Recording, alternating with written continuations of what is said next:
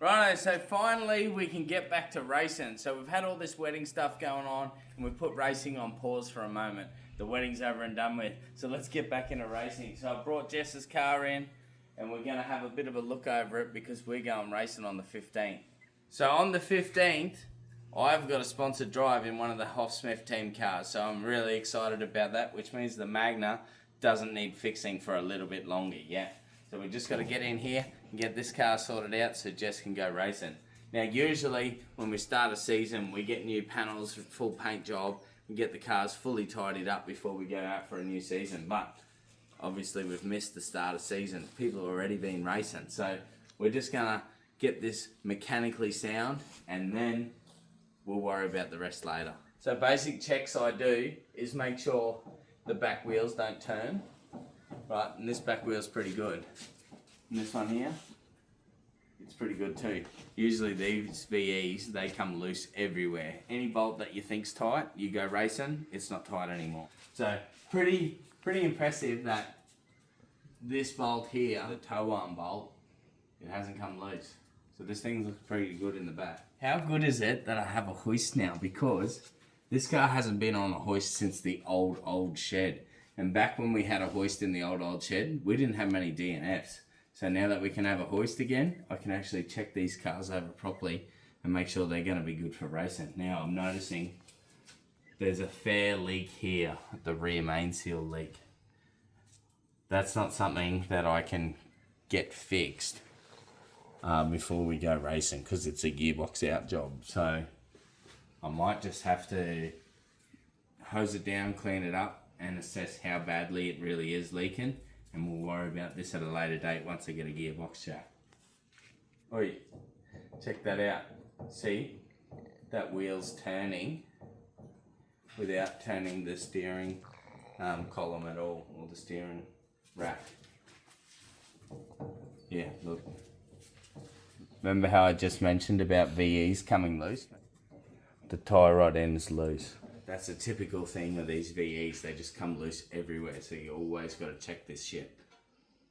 So we'll do this bolt up. It's good to go again. Oops, what happened there? Oh, it's turning. Oh, fuck. You broke it. Yeah. So lucky we didn't go racing. That would have snapped. And you would have been in the front concrete wall.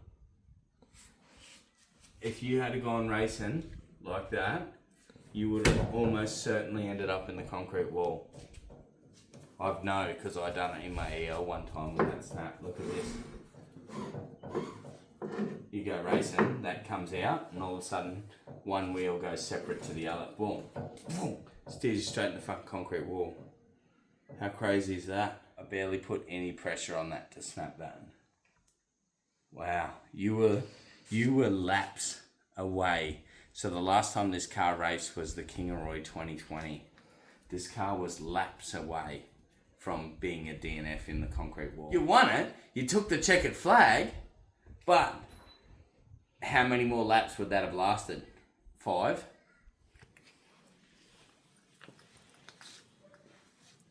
It's a sparey, but maybe it's the right side. I'll check if it's the right side. There we go. That's the correct side. Now, it's got a little bit of end movement. It's not the greatest one, but I mean it's better than that one. Got this fella undone. I'm going to try and leave the nut in the same spot so then when I do a wheel alignment it's a little bit easier. New one, old one. Have a look at that. Look how fat that one is. This is an eBay job, this one that broke. And that's an original one. It's like way skinnier. But this one broke.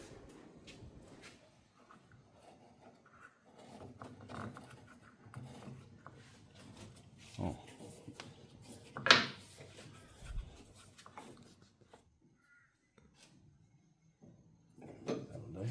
I'm going to try and get the little stubby bit out of this nut. Yeah, that wasn't too hard. Hopefully this nut is the right one for on here. It's the same.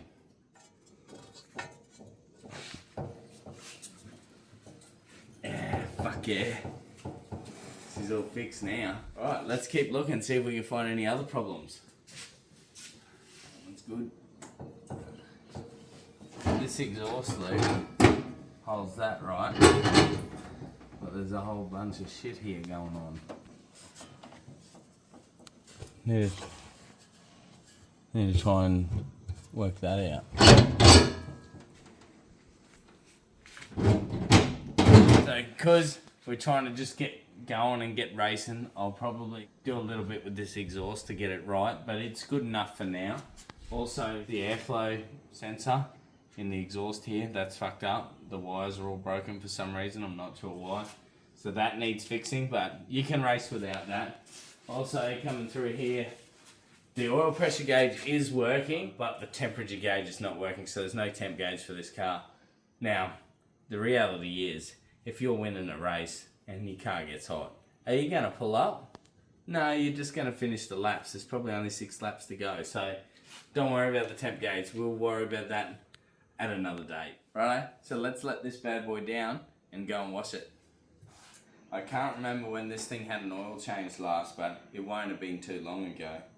But just looking at the oil in it, it's a little bit dark, but it doesn't smell fuely and it's really slippery still. So I'm going to say that this oil was only 1 meeting old, so I'm going to run it for 1 more meeting. I think it'll be fine. I mean, this Penrite oil, it's that fucking good. You can run it for like 8 meetings and it'll be fine still. So if it's done 4 or 5, 6 meetings won't hurt it.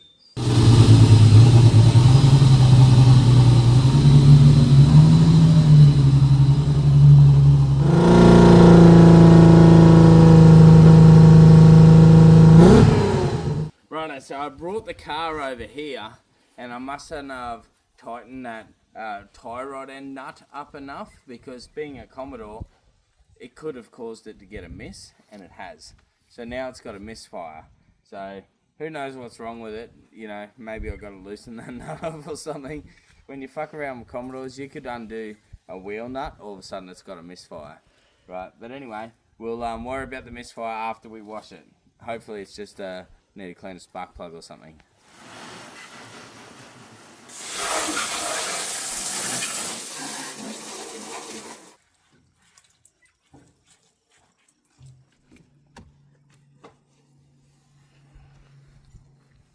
What are you going to do about your name up there now that it's the wrong name? Change it eventually. What are you going to change it to? Jess Peters. Alright, now that we've washed the outside, hopefully that misfire's gone away. Let's have a look.